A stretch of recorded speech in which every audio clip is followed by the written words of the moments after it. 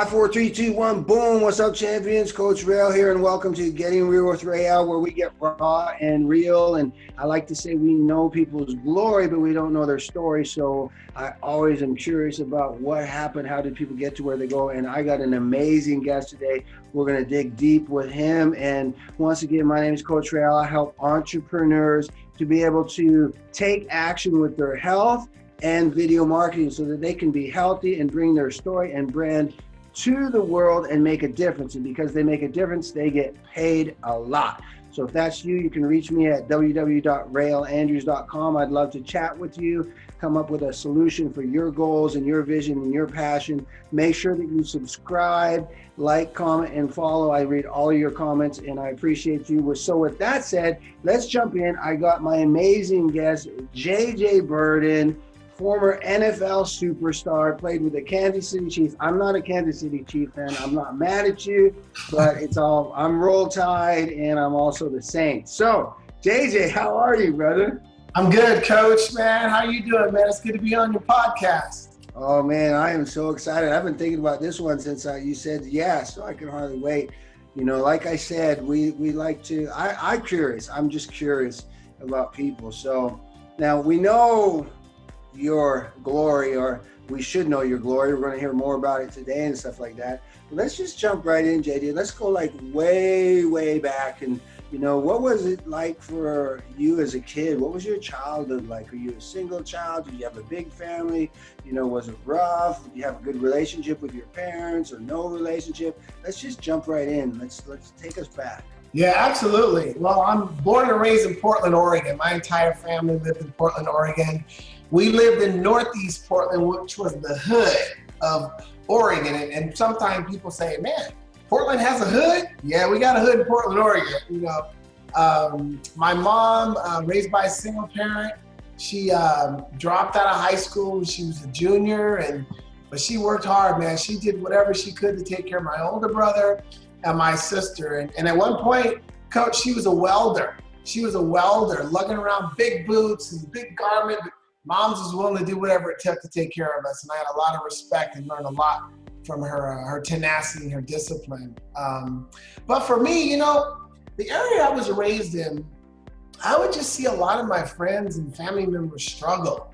And the choices they made, it's like they stayed in this circle, this cycle. They just did the same thing over and over. And for me, at an early age, I just said, I'm going to break the cycle. I'm going to do something different. I want to go see the world. I want to create opportunities for myself and my future family. And to be honest, that was my why. That was my driving force from day one, to break the cycle and create opportunities for myself. And you know, so you're only child. I was an only child. So you get that. We had the driving force. Your mom was a welder. It's like just right away, you make me think of my mom, man. My mom had 3 jobs, I remember at one time. Wow. Taking me to the bank as a bank teller. She'd have me underneath back in the day. So, and my escape we have those things. My escape was, I wanted to make the 84 Olympics, because back then, you know, you make the Olympics, you win a gold medal, you get an endorsement, you're rich. Mm-hmm. You know, that was the way I was going to get out, you know.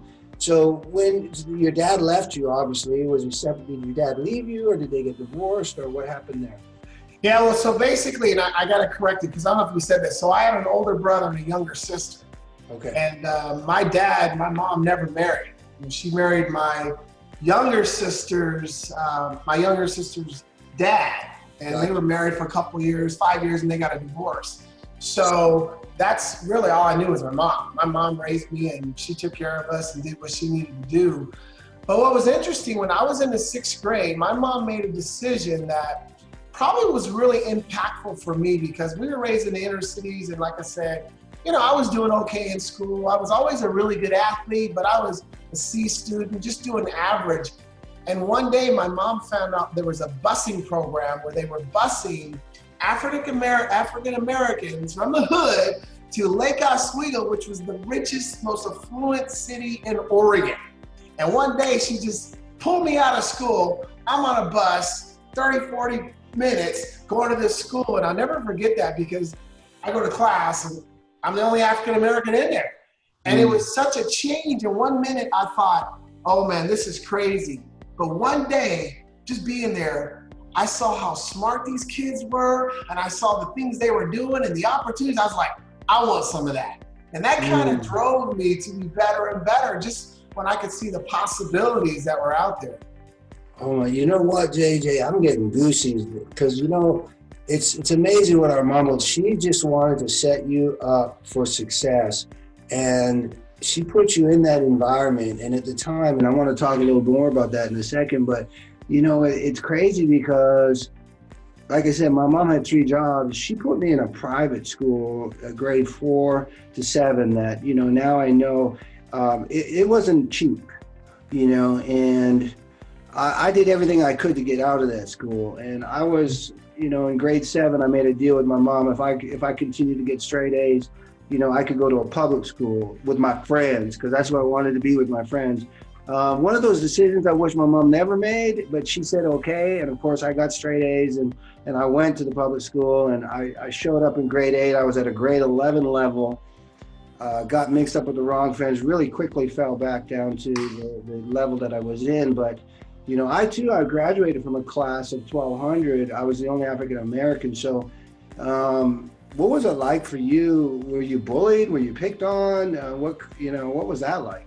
Good question. I've always been able to adapt to my surrounding. I've always been able to blend in. And it was interesting because some of the kids, or a lot of the kids, struggled with that change.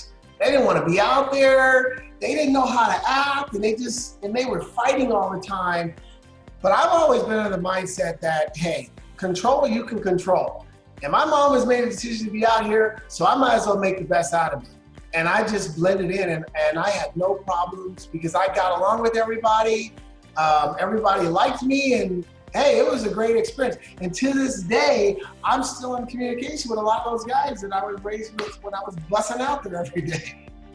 That's crazy. Now we know, I'm looking, you can see obviously you had amazing success with football, but when we look at JJ, you're not the standard, football cutout. You don't have the big size traditionally and stuff like that. So, and I was just interviewing a champion, Tanner, the other day, and similar story. But so what did you do to overcome your challenges, your natural challenges, to be able to be successful and to be even like, so did you go to college, right? Did you get a college and then you went to the NFL? So how did you get there? Interesting journey, because I didn't start playing sports until I was in the 10th grade, even when I was busting out there, because if you wanted to play sports, there was no school bus to take you home to Portland. So I would have to walk 40 minutes to the city bus after practice, take a bus into downtown Portland, and then transfer to get home. And I would get home like about 8 o'clock. To be honest, dude, I didn't want to do that. So I was like, it's not that important to me. So I would not do it. I was, nope, not going out. And I was very talented. But then my 10th grade year was the turning point. I realized that my ability could create some opportunities and open up some doors. And so I was willing to take that walk. And I did. And I transferred in the buses and all that. But it was about my junior year where I started realizing, okay, I'm pretty good. And if I got serious, I could probably get a scholarship. I could probably get my education paid for. And so my senior year, I was the #1 wide receiver in the state. I was all state, but I was 5'9", 133. So when all the colleges came around, the Division I colleges, they looked at me and just said, nope, you're not D1. Go D2, maybe go D3. And I kept hearing that, coach, over and over. And you know what that did? Start putting a chip on my shoulder. Oh, I'll show you. That was really the attitude. And so I came up with a plan, because I knew track and field didn't matter, how big or small he was. Can you jump? Can you run? And I had a really good senior year. I got a full ride to Oregon in track, but I had this plan. I said, some year I'm getting on this football field. I don't know how, but I'm getting on there. And my first year at Oregon, I run track. And then the second year, I started secretly watching the football practices, because I wanted to see if these guys were really that much bigger than me. And a couple practices, I realized that, nope, they're not bigger than me. I can do this. I just got to get a shot. And so the next day, I stood on the field watching practice to get their attention. And the head coach, Rich Brooks, saw me. He comes down. He talks to me and I'm begging him for a tryout. Just give me a shot. Just let me try out. And he finally did. He let me come to camp that fall. And day one, coach, I was number 13 out of 14 wide receivers on the depth chart. But again, I saw opportunity. I saw a chance to prove people wrong. And I ended up making the team. And so for the remaining 2 years of college, I did both sports. I was never thinking about the NFL. I just wanted to graduate. I had dreams of making the Olympic team and the long jump, and that was my focus. And all of a sudden, I got drafted. So it really caught me by surprise. Really? Wow. That's insane. And, I'm making a couple things. I want to go back on a couple things here. Let's start, because I'm going to go backwards in order. So we got the opportunity D1, and I want to ask you about the D1 thing as well. There's such great stuff here, JJ. So I love what you said. I just had this. It's amazing how people see, and you're obviously the same as me. I immediately see the glass half full. It's just what I do. It's just, I just immediately will look for but it was crazy. I was just talking with a champion just yesterday, and they shared with me a situation where somebody's, you and me are both entrepreneurs, and, we're both, do what we do with digital marketing, and you have your own podcast and all of those different things like that. And they shared with me this person that I've been emulating, I've been watching. They kind of do the same thing I do with a video course, but, different. And they just launched this new opportunity for their following, where they were charging like $90 a month to be part of this Facebook group for support. And the champion that I was talking to was immediately deflated, depressed. What am I doing wrong? And I'm like, how do you get that? I said, because I immediately am inspired. I'm like, dude, if they can make $85 an hour doing that, I want to make 160. But it's amazing how people can either go this way or that way. You saw opportunity where most people would say and give up and get depressed. What was there something that you can relate to? Was it your mom or something? Because you don't just wake up like that. What was the turning point for you where you started to see the glass half full all the time? Do you remember? Yeah, well, I think you already said it, my mom. My mom, she dropped out of high school in junior years. From an academic standpoint, she wasn't the smartest person like that, but she had great common sense, and she had the will, the grit, the determination. I watched her. I watch her come home after work with those welding boots. And my brother's on one leg pulling it off, and I'm on the other leg, and I just watched what she did. So she instilled in me that it doesn't matter the circumstances. It's a matter of how bad do you want it? How important is it to you?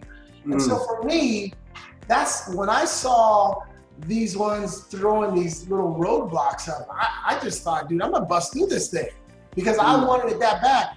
They didn't know what I was willing to sacrifice.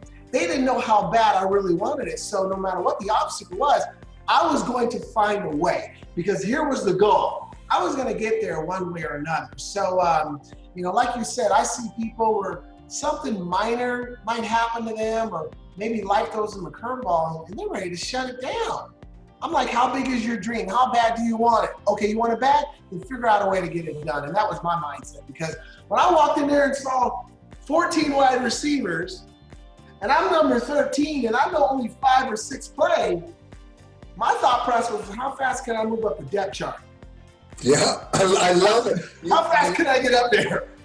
Where other guys love like when you said that in your keynote, which is powerful. Other people are like, man, I might as well quit. They ain't gonna give me a shot.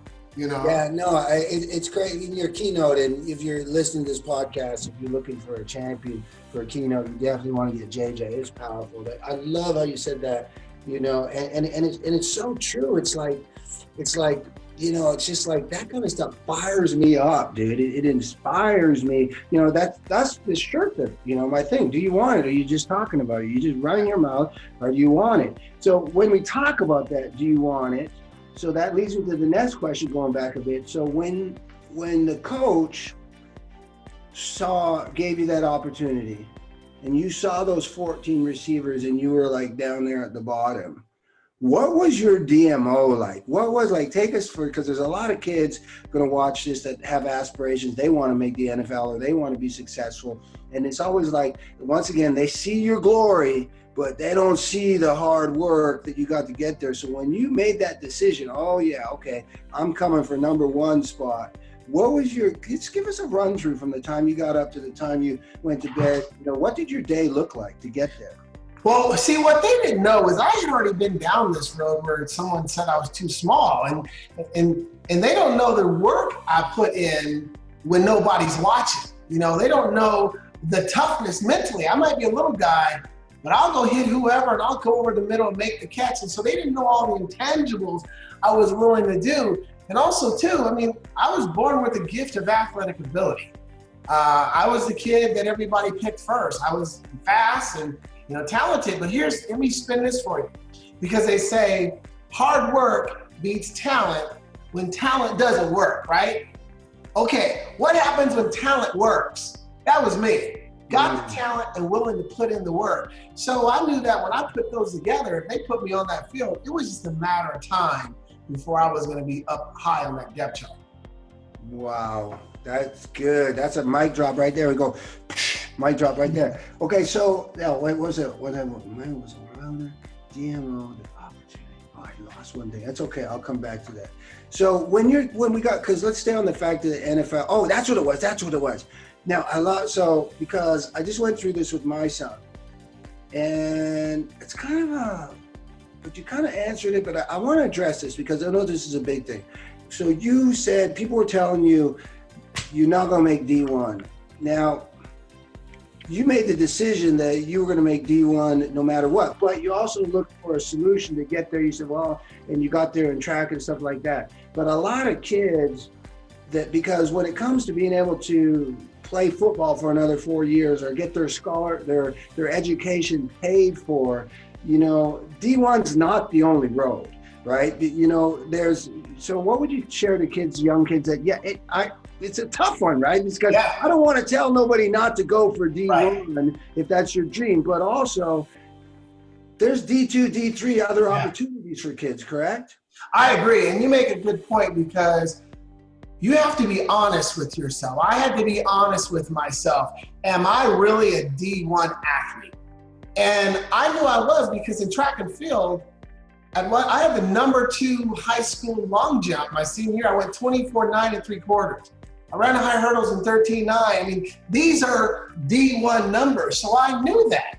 Okay, so I knew I had the physical ability. Now, if I had ran slower, if I hadn't jumped as far, then yes, I would have said, you know what, I'm more of a D2, D3, or maybe a junior college athlete. And so athletes have to be honest. And one of the ways they can do that is by having a good mentor, having someone who's walked the road and has the experience and that can give them the right advice and say, you know what, you do have the ability to play D1, or you know what, maybe D1 or D2 or D3 or junior college might be better. And it's hard for athletes to do that at times, but my thought is if you want to play, make sure you're at the right level that fits you. So and that's why I always tell people, it wasn't about being the eagle, but man, I had a number 2 long jump in the nation my senior year. I know I had the athletic ability. I just had to get on the field. I love that, JJ, because, and when you're watching this or listening to it, especially when you're watching it, it's easy. That's why I do, a vlog and a podcast and turn it into, because I give it to people however they want to use. But when you're watching, it's like, I've said that saying, it's be confident, not cocky. You are confident. There's a difference, right? There's a difference. It's not, because you know what I mean? In football, there's a lot of guys that are cocky. Okay, and those guys get their butt handed to them eventually, but you were confident, and I love the advice you gave. Just be honest. You got to be able to look in the mirror, be real, and be honest, because I'm not the person, I'll be the first person to say, go after whatever you want, because I truly believe if you really want it. But that twist that you gave it, but be honest, look at the facts. And we know facts can change, but be honest and be confident. And that is totally cool. So now you've got we've got the football, we've got the motivational speaking, we've got, entrepreneur. So this is a jam-packed podcast. So let's start with the football. 3 things for the young champions that want to make the NFL. Let's do it 2-phase. They want to get to college. Mm-hmm. What's 3 things that you would say they need to do? 3 things I would say is, 1, listen to your coach. Listen to your coach. Okay, the coaches know what they're talking about. The coaches have experience. They have played high. They can give them so much direction. And I think that if you want to, cut down an inevitable learning curve of anything, listen to a coach, listen to a mentor. So that would be the first thing I say. The second thing I would say is, you got to be willing to do the work. And I'm not talking just a little, that extra. I always tell young athletes, I say, blah, blah, blah, go do the work.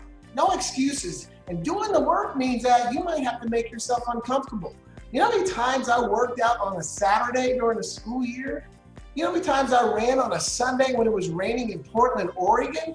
You know how many balls I would catch? Coach Real, every single night in high school, when I was in bed, I would throw the football up 100 times just to perfect catching a ball and getting used to that. That's that extra work and showing that discipline.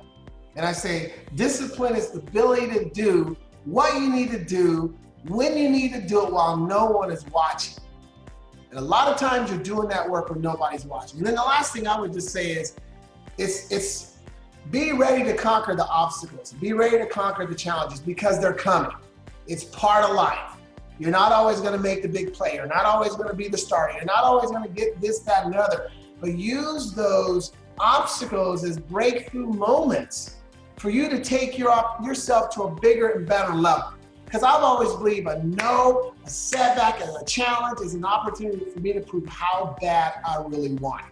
And I've seen setbacks really crush people to the point where they quit. No, use it as motivation to work harder. So it's part of life. So I say again, listen to your coach, be willing to put in that work and show that discipline, and use those obstacles as opportunities for breakthroughs, for you to go harder, stronger, longer, and really get after it. Boom. Now, this is so awesome. Okay, so now we're in college. You listened to JJ, you did the 3 things, you're in college. Now we got to make the next leap, which is the NFL. By the way, guys, if you're listening to this, or you're just a fan of football or whatever, for anybody who's made the NFL, it's not easy, dude. They call it, NFL stands for not for long. And it's like, before we talk about the 3 things that you need to do to get in the NFL, why don't you share a few of the statistics so people can get a grasp of what this really means to even make it to the NFL? Yeah, absolutely. So the statistics go like this. And in North America, there's about 1 million high school football players every year that play high school football. And those kids have a dream. They want to go to the show. They want to go to the NFL. Well, the stats show that there's a 0.008% chance a high school athlete will get a shot in the NFL. 0.008. College, they have about 70,000 college football players that get scholarships. They have a 1.6% chance they're going to get a shot in the NFL. And now if they make it, the best athletes in the world that make it, where only 1,696 men are on an active NFL roster. 1,696 out of however million are playing throughout the world. The average football player plays 3.2 years. So when you look at those stats and the odds, and the fact that I was 5'10", 157 pounds in the NFL, those odds didn't work in my favor. But Coach, I didn't care, because the odds don't matter unless you allow them to matter. Ooh, that's good, Jay. You know what I mean? I'm making notes over here like crazy. But I'll tell you this, I always had a plan B. I made sure that when I was at Oregon, doing 2 sports, I had no time to do anything. I graduated. I got my degree because I didn't know how long I was going to play, and I wanted to make sure I had something to fall back on. And it was nice because a lot of pro players, when they got drafted, they just drop out of college. It's like, no, I'm finishing. I came here to finish. I'm gonna finish this what I started. JJ, it's so funny. It's not funny. It's real, dude. It's just confirmation, because these are statistics that you start to see time and time. That's what I love on these podcasts, because I remember when I wanted to make the Olympics as a sprinter. I pulled my hamstring at 13. That dream was over. I immediately found myself in a position where I had an opportunity to make it in the movie industry. I was doubled by a who became a good buddy of mine. He was a white guy, but he was doubled me as a stuntman because there were no African-American stuntmen back in Canada in those days. I became the first one because of the opportunity that arose me. But then I said, you know what? I want to go to Hollywood. I want to be a successful actor in Hollywood. And people laughed at me. They scoffed at me. And I remember them said, less than 3% of SAG even makes a living, and there's not even any work for African Americans. Go do something you're supposed to do. And I, like you, I immediately said, well, I'm going to be part of that 3%. And I went to work, you know, and when you see, I love that the odds don't matter unless you let them matter. And, you know, those statistics are massive that you said. So now that we know, so now you're sitting there listening to this going, wow, and seeing how amazing it is that, you know, JJ did what he did. So now what's 3 things? You're in college, you want to get to the NFL. What's 3 things that you say 3 biggest things that a champion needs to be doing? Well, the biggest thing is, first, and this is going to throw for a curveball, it's patience. You have to be patient. Because when you get to the college level, you're a freshman. There's sophomores, juniors, and seniors that have been there. There's some redshirt people that have been there. They've got the experience. They've already been playing. You got to be patient. And that's one of the things I disagree with a lot of young athletes today. They want to start right now. They want to play freshman year. And when they don't start, they transfer to another school. They go somewhere else. And you and I know that's not how the real world works. There's no entitlement out there, you know. So I tell athletes, be patient. If you're not starting right away, don't worry about it. Use those practices as opportunities for you to get better, to hone your skills, so that when you get your shot, whether it's sophomore, junior, senior, you will be more than ready. And I'm one that can speak from personal experience. For 2 years, I backed up 2 seniors. I hardly caught any balls. I just waited for them to graduate. When they graduated, I started my junior year and I was ready. So I would definitely say that, be patient. The other thing I would say is, and it all comes back to coaching. Listen to your coaches. Follow the system. Do what they tell you to do. Because coaches are not going to start players who are not team players, who they can't rely on, who they can't depend on. You know, so do what the coach tells you to do. They control your future. I mean, if you want to have any dreams and go here and there, who do the scouts talk to? They talk to your coaches. Who do maybe you're trying to get some big job or something. Who do these owners? They're gonna go back to your coach. What kind of person was he or she? What was their credibility? Were they a team player? Were they professional? Were they selfish? You know, do what your coach tells you to do. And here's the last one. This is a good one for all you college people. You should know this. One of Susan Sly's, our mentor, one of her favorite sayings, I've heard her say, the enemy of success is disorganization. You got to be organized. You got to have your stuff together while you're in college, because it's a different world. You all of a sudden have freedom, but you have responsibilities academically, if you're involved in sports, athletically. And I saw so many athletes and even just students drop out or get bad grades and couldn't pursue their dreams because they couldn't stay organized. They couldn't stay on their schedule. And that was really where I learned to hone my schedule. And I had a solid schedule where, you know, I was doing my classes and I went to the library, and then I went to practice, and then I came home, I ate, and I went back to the library. I had a schedule and a system. And I tell everyone, create a schedule that you can follow that keeps you on track while you're in college, because that's going to be key to you being consistent and being productive. That's massive. And JJ, hold on one second, buddy. I'm going to pause the recording for a sec because my dog is freaking out. All right, cool. That's awesome. Now, okay, I'm going to flip gears for a second right now. This is such good stuff. Worst memory as a kid? Oh, worst memories as a kid?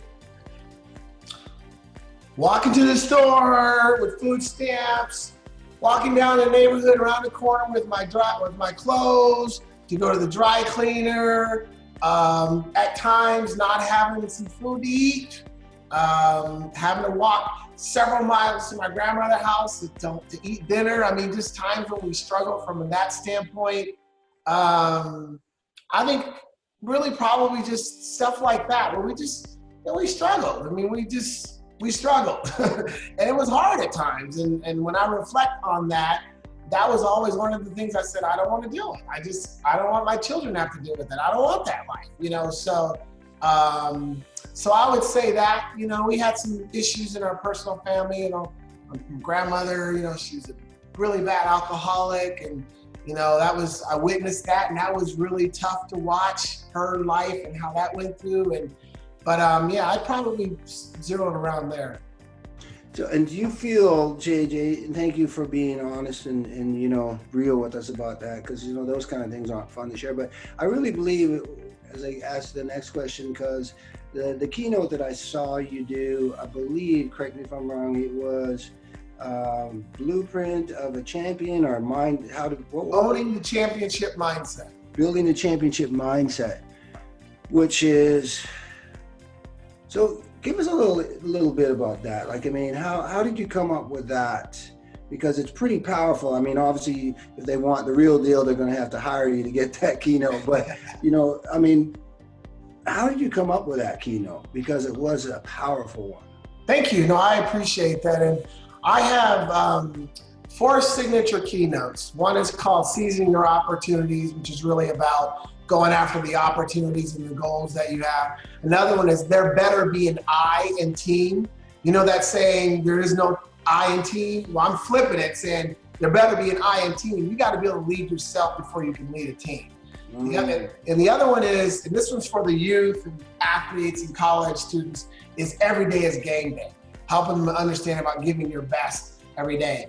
But the new one, the one you're referring to, is Owning the Championship Mindset. And I just felt that I wanted to give a presentation that really focuses on the whole thought process, our mind, because you know how it is, man, our mind and belief, that dictates everything that we do. It really does, because you can be the greatest athlete in the world, you can be talented, but if you're not right up here, it doesn't matter. And I've seen through my journey, even from a personal standpoint, but I've seen people where one negative thought affected the outcome of what they were pursuing. Just one negative thought took them in the wrong direction. So I wanted to build a presentation to really emphasize the importance of being able to master your thoughts, master your thinking ability, because if you master your thoughts and you get your mind and your heart working together, the body will do whatever you need it to do. So with that presentation, it's taking them on that journey of the importance of having the right mindset, and how doing that can be key to achieving anything you want.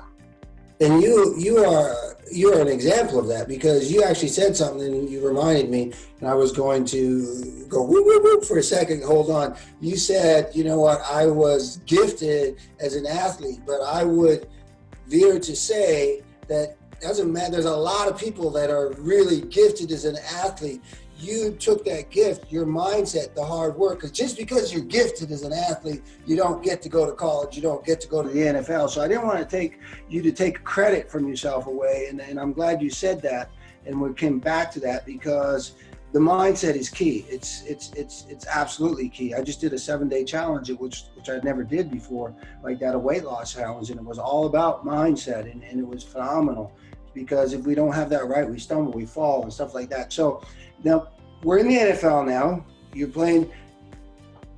For us people who've never been there, give us one of your favorite memories. Take us there. Share, what's one of your favorite memories? Oh, it's got to be playing with Joe Montana. I mean, I'm playing 2 years with one of the greatest quarterbacks to ever play the game. And Joe Montana, I mean, he was just, I remember when he signed with us with the Kansas City Chiefs, and we get in the huddle, the first practice, coach, and I'm like, that's Joe Montana. I mean, I couldn't get on. I used to watch him in the 8th grade. Now I'm in the huddle with him. But like you, I'm a smart man. As the success leaves clues, what can I learn from this guy? Because he's obviously done something right. And I watched Joe like a hawk for two years. And I learned a lot just by watching him and how he prepared, his professionalism, his leadership. I mean, just even the simple fact that Joe was never satisfied. He never took his success for granted. He was always trying to get better. He was always hungry, and I appreciate that because a lot of athletes, or not just athletes, people in general, when they achieve success, some people tend to rest on their laurels and get comfortable and get complacent, and all of a sudden their career goes in another direction. But it's the ones who can, how would you put it? It's the ones who can keep pushing themselves, keep challenging themselves, are the ones who get better and grow and go off and do some pretty amazing things. So it was pretty cool to play with Joe. And I'll tell you something, on my website, jjbirden.com, I have something called the Birden Report. It's my monthly motivational newsletter. So when people sign up for them, I give them my top 8 takeaways from playing with Hall of Fame quarterback Joe Montana. So if anybody's listening, you might want to go sign up for the Birden Report. I love that. And we'll definitely put that in there for people. I'm going to go sign. So listen, well, because we're in the huddle. The first time you got that call that led to your first reception in the NFL with Joe Montana, what was that? What was that like, dude? It was like he just called your number, like, and it was, take us through that. Yeah, it was freaky because we're playing in Tampa Bay, and I don't know if you can see this behind me. This is kind of a shot. Oh yeah. A huddle shot in Tampa Bay. There's Joe there, and I'm over here. No, I'm over here, right there. So we're in the huddle, and Joe comes in for the first play, and he's like, okay, guys, here's what we're doing. We're going to call, wait, JJ, hold up. We're calling XNZ post. At some point, when I call that post, you better fly because I'm throwing it to you. And it's like, as soon as he said that, my heart just went like, it just jumped out of my chest, and I'm like, shoot, Joe's going to throw me post route. What if I mess up? What if I drop the ball? I'm not Jerry Rice. I mean, can I really play with one of the greatest to ever play the game? And just like you and I were talking about mindset, I had that one moment where seeds of doubt for that second came over me. And I'm a professional athlete, and I've already played for 7 years, and still I was dealing with this from time to time. And so it took me a couple seconds to kind of snap out of it. And when he did call the play, I did run the post route, and I did score a 52-yard touchdown. So needless to say, it was a happy ending. That's awesome. Okay, so NFL, it's over. And so once again, here's JJ, right? What's next? And you find yourself, so you transition because it is the NFL, and I know because I work with them on the health side, and I'm sure you certainly know them. A lot of people, the NFL is over, and the rest of their lives doesn't turn out too good. They get depressed, they go down different bad roads, but you turned it around. So what's going on there? How did you make that transition? Well, you have to understand, like I said earlier, I never wanted to really play in the NFL. I got drafted, and after I got drafted, I was preparing for the 1980 Olympic trials in the long jump. And then I suddenly got drafted by the Cleveland Browns, which I heard there was a chance, but I was a late draft pick. 8th round, 216th pick, long shot. So I go to rookie camp the next week, and the third practice, I tear out my ACL ligament in my left knee. So track is done, and so kind of the decision was made for me. I was like, well, I might as well give the NFL a shot. And that was really when I started focusing on the NFL. So I get cut and rejected by 5 different teams, but I finally make it and go on to play. So the whole time I'm there, this was my job. This is what I did to take care of my family. I didn't think I was better than anybody else, more special. I try to treat people the way I wanted to be treated. And so I just started thinking about, okay, what am I gonna do? Because I don't know how long I'm gonna play. Maybe it's 2, 3, 4 years. And coach, I started networking. I started meeting people, business people, doctors. I just started making connections because I thought the more people I know, the more opportunities I could have when my career's over. So when it came to year 9, which I never thought I'd play 9 years, I was ready to walk away. I was ready to make that transition, and I did.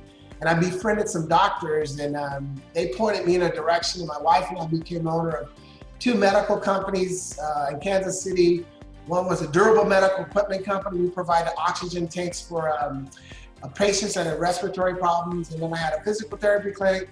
And then I was part owner of a fitness equipment company in Atlanta. So for the next 10 years, I ran those companies. That was the dream, to become a mogul, own some businesses. And the coach, I love working with people, but it didn't happen the way I thought it was going to be. I was overworked, underpaid, stressed out, And I just realized at the point 10 years ago, I said, Coach, I gotta have more control in my life. I want more control.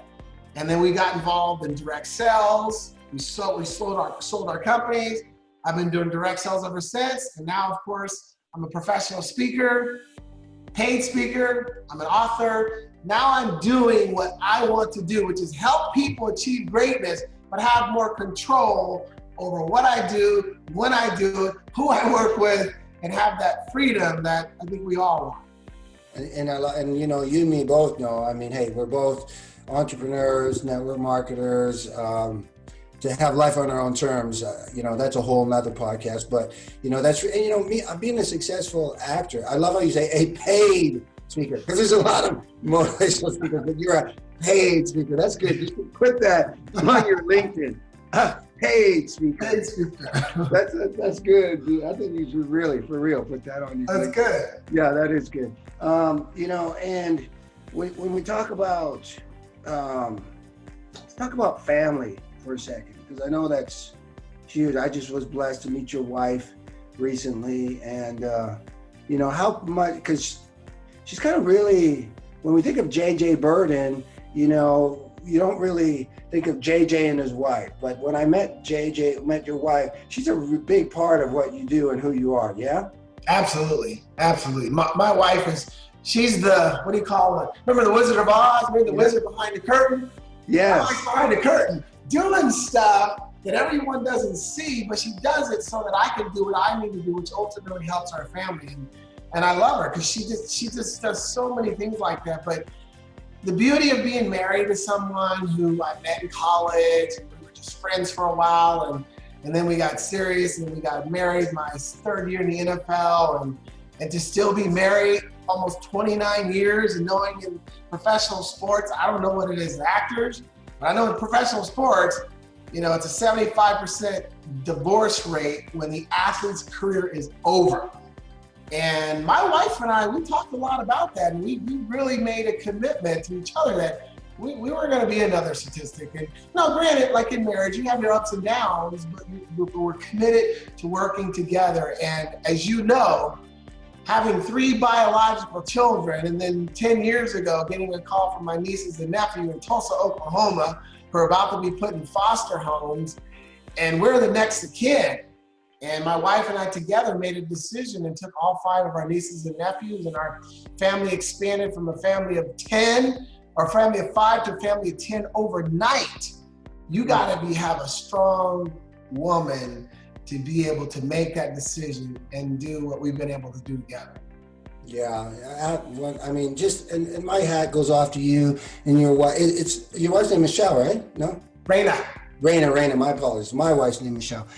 So my hat goes off to Raina and you, and because who does that? Not many people does that. And the fact that you guys are married 29 years, I know here in California, if you make it a year, you're like a rock star. People just, they don't value marriage. I know, like you say, here it's kind of like, let's get married. If it doesn't work out, we'll get a divorce, where it's not like a commitment. You know, people just don't make those commitments. You not only made that commitment to your beautiful wife, Raina, to your kids, you know, and then you took the rest of your family and just like that. And that's huge, because I just have so much respect for that as a man, because there's just not a lot of that anymore, really, just keeping it real, you know, and you are a walking example of, I just, you know, when you say you watched Joe Montana like a hawk, there's certain people in my life I watch like a hawk for different reasons, you know, and I watch you like a hawk for a couple of reasons, because I admire your success, but most importantly, I admire you as a man, I admire you as a husband, and I admire you as a father, the way you roll, dude. I mean, honestly. Thank you. I appreciate that, because yeah. I just, you know, Coach, I mean, as a speaker, and I have the privilege of training and working with a lot of people, I just want to have that freeness of speech. You know, I want to be the example. I want people to be able to say, you know, wow, he's asking us to do this, and oh, he's definitely doing it too. He's leading by example, because freeness of speech, not everybody has that. You know, they don't always have freeness of speech, and I want to have the freeness of speech to talk about family, to talk about raising children, to talk about crushing goals, to talk about achieving what's important to you. I want to have that freedom of speech and have that credibility. So it's always been important to me.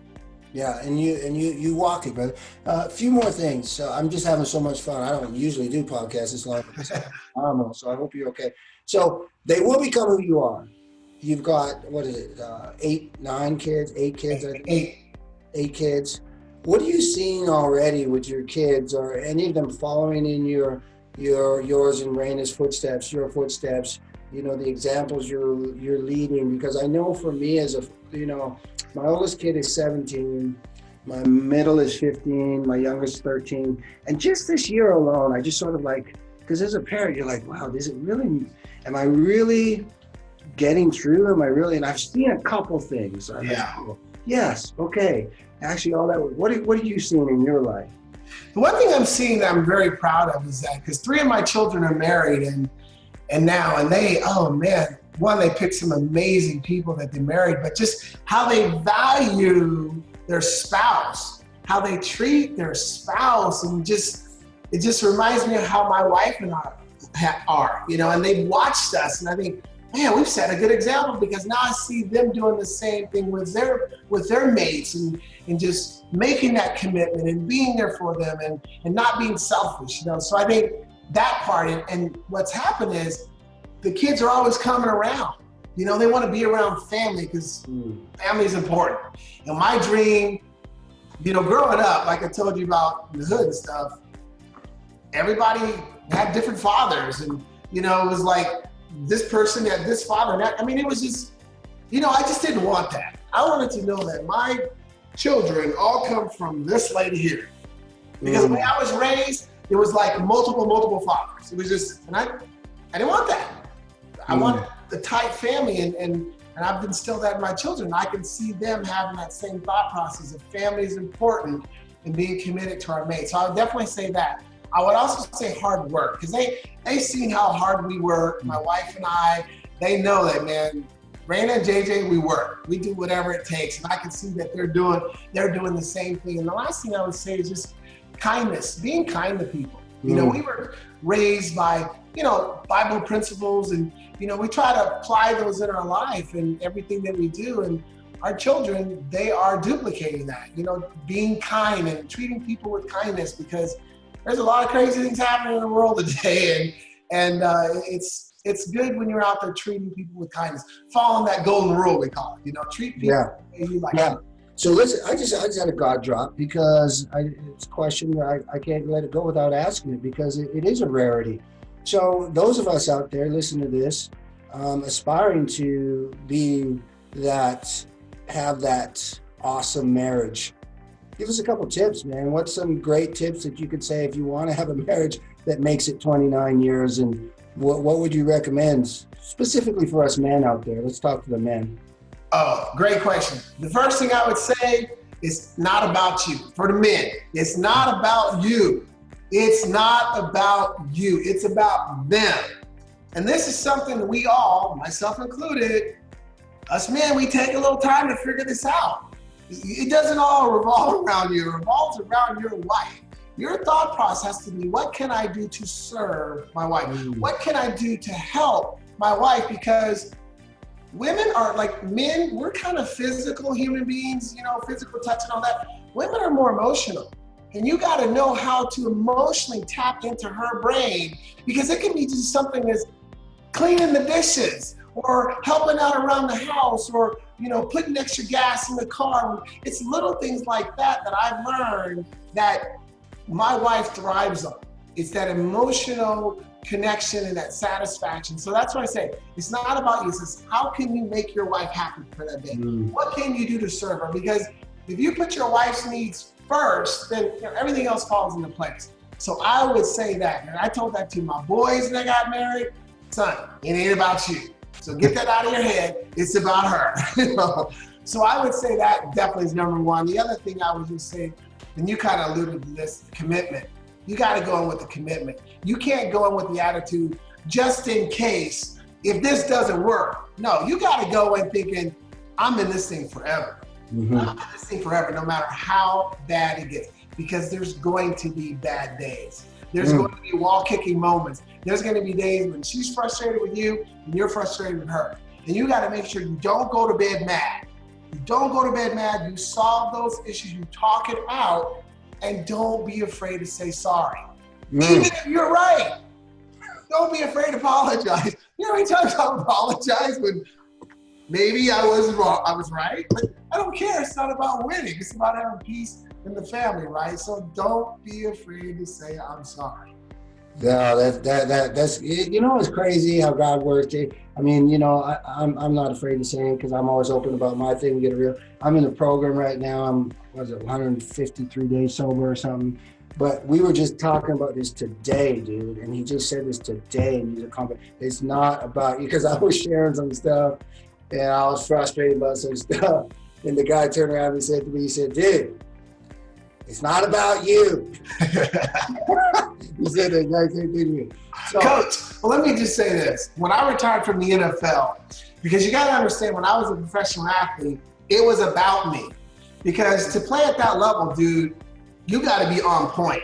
And everything revolved around me and my career and my ability to perform, because the pressure was unreal. And my wife respected that, and she got that. But when my career ended, I was still in this mindset it was about me. I was. And it took me some time to figure out, no, it ain't about you anymore. You ain't in the NFL. And so I kind of learned the hard way, and my wife point blank told me, and I finally realized, yeah, for years it's been about me. I'm not in that career now. It's about her. It's about her. And so I went through that learning curve too, and that's why I'm sharing it, because I know from personal experience. yeah, and you know what? On the acting world, same thing. You know, being a Emmy award-winning actor and things like that, walking the red carpet, it was all about me. I mean, that's how it is. And you know, we've actually had Phil. I thank you for that, because you got a reminder, and for all of us, a lot of us, it's good. So. Flipping gears, told another direction. I just always like to ask a few questions here, and we'll start to land this plane. Favorite superhero? Who's your favorite superhero? Oh, favorite superhero was always, I'm going with Superman. I mean, I love Superman. He was just invincible, and you know, I'm going with Superman. Awesome. Now you're a superhero. You get to have any superhero power you want. What would it be, and why, and how would you make a difference in the world with it? Oh man, I've never been asked that question. Oh man, I don't know. Let's see. What's that? There's one of those superheroes that have the ability to change people's thought process. Who was that? I can't remember what show it was, but there was a superhero that had the ability to change people's mind, to get them thinking right, you know? So you'd be a mindset shifter. Yeah, because I'd like to shift people's thinking to get them to stop thinking the way they're doing and stop doing the crazy things they're doing and go back to just being peace and loving and kind and all that. That's probably where I would go. And I can't remember the superhero, it was a woman, but I'd probably use it like that. I could see you doing it now. What about favorite book? Favorite book, not counting the Bible, okay? That's kind of a dead giveaway. Yeah. Favorite book, my book. Yes, tell us about it. This is my first book I wrote 3 years ago. Became an Amazon bestseller. When opportunity knocks, 8 surefire ways to take advantage. And it's for everybody. It's about the blueprint of what it takes to seize your opportunities in life. So, favorite book? I actually have a book upstairs, but it's a great book. It's a great read. I don't really read much. I usually listen to audiobooks, but JJ gave me that book and I read it, and it is amazing. Most influential mentor at this part in your life? Most influential mentor, this part or like? Ever. Forever. I probably would say, not counting my mom, I'd probably say my Uncle Sonny. My Uncle Sonny, my mom's brother, because Uncle Sonny was very talented growing up. He had the ability to go pro, but he was too busy chasing girls and he didn't focus. But my uncle was the first person who told me my junior year in high school that I was gonna play in the NFL. And I thought he was crazy. I was like, Uncle, you're nuts. And he was like, no, you're gonna play in the NFL and I believe in you. I said, you're crazy. He goes, no, I believe in you so much. Promise me your first touchdown pass. And I was like, yeah, whatever. So he made me say it. Well, October 21st, 1990, playing in Seattle Superdome, I scored my first touchdown and I gave my ball to my uncle. And the reason why I say him, because during those years, he was always in my head pouring belief in me. Because I already told you, little guy, and I was always dealing with negativity. He was always pouring belief in me throughout my life. And sometimes in life, you got to borrow the belief of others until you get your own. So I'm going to go with my uncle, Mr. Uncle Sonny. I love Uncle Sonny, and you just opened another door. I got to go there, man. This is just powerful. Because you just said something. I say this all the time. There's power in the words. We can speak life or death. And you just said your uncle was speaking life over you. How powerful, because you playing in the NFL, you're a coach. I'm sure you've done coaching, or you are a coach in different levels. And I just know that parent, coach, you're listening to this, we got to be careful, man, with the words we're spewing, because we are just killing people with our words. What's your feelings on that, JJ? Yeah, I agree. And it's one of the things I talk about, I think I mentioned in my keynote, is that, when you're a parent, a mentor, a coach, you have to know how the person you're talking to, how they like to be coached, how they like to be motivated, because everyone's motivated differently. And we have the responsibility to find out what it is that we can and cannot say to get them to do what we need them to do. And I talk about how some people like encouragement. You got to encourage, give them encouragement. Some people like commendations. They love the pat on the back. Some like incentives. They like rewards. Others, it's direct. Tell them what they got to do and they will do it. And then some like competition. Tell them that this guy down here has made more sales than you. Or the other one, and this is one of the things that motivates me, it's FOMO, fear of loss. Tell them they can't do it. Tell them that they're going to lose their job. That's the kind of stuff that motivates me. But the point is, as parents and coaches, we got to know how athletes or how our children, what inspires them, what motivates them. Because before we took on the 5 children, our 3 children, Dante was motivated by incentives. You put a piece of candy in front of him and he would do his homework. Camille was direct. Ace, just tell her what she needs to do, she'll do it. LJ was more of an introvert, so it took some time to figure him out, but you just had to tell him what to do and let him take his time. But he loved this. Give him the commendations, give him the pat on the back. So we knew how to motivate our 3 children. They were all different. So to go to your point, again, we have to be careful, but we've got to take the time as what inspires, what motivates our children and our athletes, and we got to know how to push those buttons at the right time. That's huge. And if anybody listening, guys, a great thing, DISC, I think it's .org, DISC, there's colors. It's crucial and make a big difference, understanding the different personalities. Okay, last thing, this has been amazing. I could do this all day, but, I want to respect your time. And so you've done it all, dude. You did the NFL. You're a paid motivational speaker. You ran 3 businesses and all that. And so because my main people that listen to me are entrepreneurs. So to the entrepreneur out there, 3 things to be able to make it as an entrepreneur, what would you say? I would say you got to know your why. You got to know why you're doing it. You got to know the motivation. And that's something we always hear about, but it's true.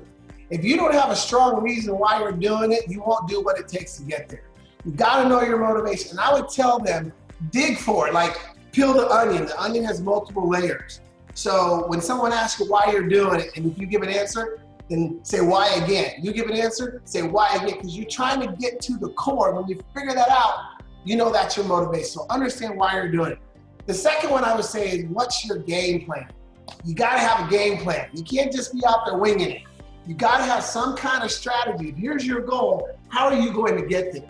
And in the NFL, we had playbooks. We had a game plan every single week to accomplish the goal, to win. So what's your game plan? And the last one is blah, blah, blah. Do the work. Woo! Do the work.